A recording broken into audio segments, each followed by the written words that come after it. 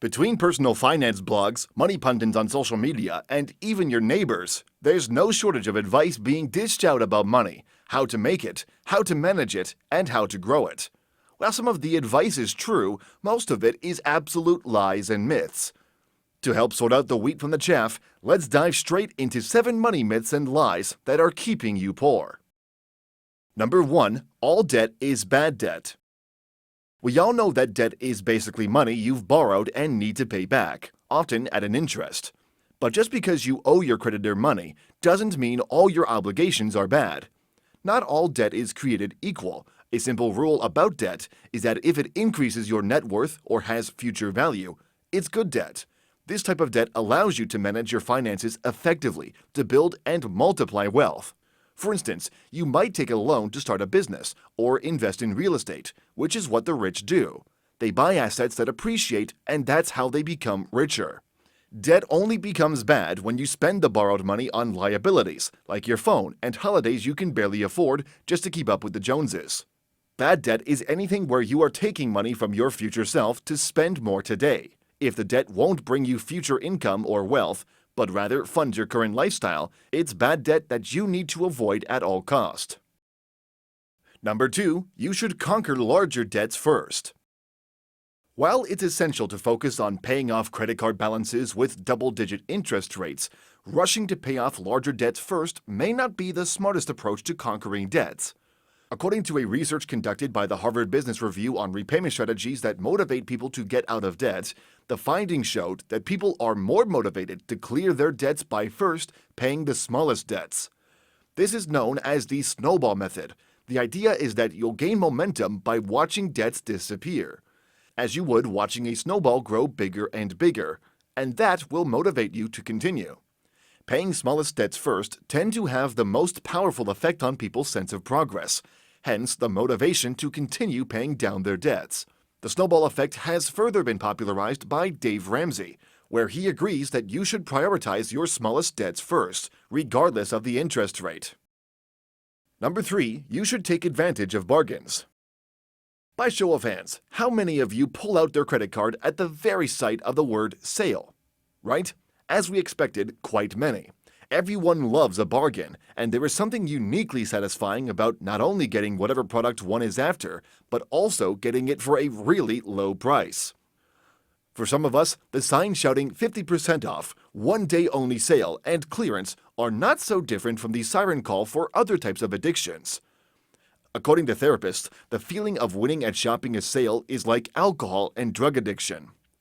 A lot of times, we see or read through discounts and think, wow, nice deals. What we're not aware of is that, for the most part, these are just solid discounts on what you'd normally pay and are just psychologically persuasive marketing and promotional tactics to get you spending your hard-earned money. Snatching something up because it's on sale or is a bargain is one of the biggest false economies out there, says Chelsea Hudson, a personal finance expert for TopCashback.com. In our eagerness to save money, believing you're getting a bargain can financially punish you in the long run. This is because small purchases eventually add up, causing a huge financial setback. You need to realize that it is not clever to buy something you weren't in the market for just because it is discounted. It's conventional economic wisdom that a big sale on an item you don't really need is still a waste of money that also leads to accumulation of clutter. So remember this next time you are about to put those $2 vases you don't need in your Target shopping cart. Number 4. Working harder means more money. While there's no doubt that hard work may get you started on your journey to joining the billionaire club, working harder won't make you rich. Logging in extra hard-working hours doesn't always equate to more money. In fact, overworking can lead to exhaustion and less productivity. Jim Rohn, an entrepreneur and motivational speaker, insists that you should work harder on yourself than you work on your job. This means that instead of working 2 jobs and spending the rest of your day sleeping, you should devote more time to increase your knowledge through reading, mentoring, or taking courses. Research has shown that many people don't realize that they are unconsciously taking on more busy work to avoid having to think, although this is a one-way ticket to being broke. Thinking is harder than you may realize. Henry Ford, the founder of Ford Motors, once said that, Thinking is the hardest work there is, and that's why only few people do it. That's why your job shouldn't be the thing you work hardest at. Knowledge and self-development should be. Building true wealth requires combining hard work with smart financial knowledge and behaviors such as saving, investing, and financial planning. Number 5. Buying is better than renting. We all know the American dream. Go to college, land a perfect job, get married, and buy a house, complete with white picket fence and 2 cars in the driveway. This explains why too many people are fixed on that dream without realizing that owning a home might not be in their best financial interests.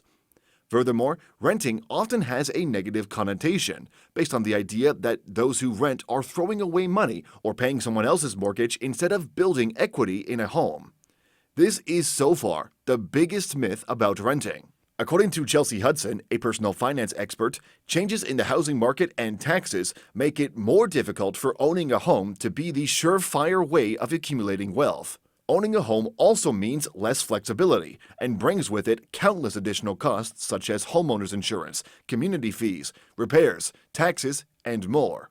In other words, buying isn't always better than renting.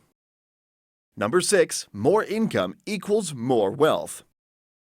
Earning a 6-figure salary is fantastic, but guess what? Your paycheck won't make you wealthy. Income and wealth are not highly correlated. While income is the flow of financial resources into a household from salaries and investment returns, wealth is a measure of your net worth based on your total saved resources. A high income does not automatically translate to wealth.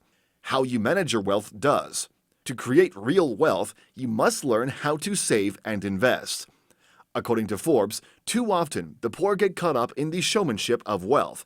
They look at the material things that they believe a wealthy person should have, such as a big house, flashy car, all the latest gadgets. But if you don't own these items and you have purchased them on borrowed money, it does not increase your net worth. The most surprising millionaires are the ones who don't have a lot of flashy purchases and don't look the part, because they invest their money and get their money working for them. The millionaires work on building their portfolios. They understand the value of an asset and how liabilities can decrease their net worth. Number 7. Money doesn't buy happiness. This one is definitely on the controversial end of the equation. It is a saying I believe we've all heard time and again. As it turns out, money does contribute to happiness, especially for low and middle income people. A study from Princeton University found that as the income of test subjects increased, their outlook on life improved. In addition, income increases were found to bolster emotional well-being, improving the quality of day-to-day existence. Money may not buy happiness, but it sure does afford you quality healthcare and fancy holidays in 5-star hotels. And that's a wrap on money lies that make you poor.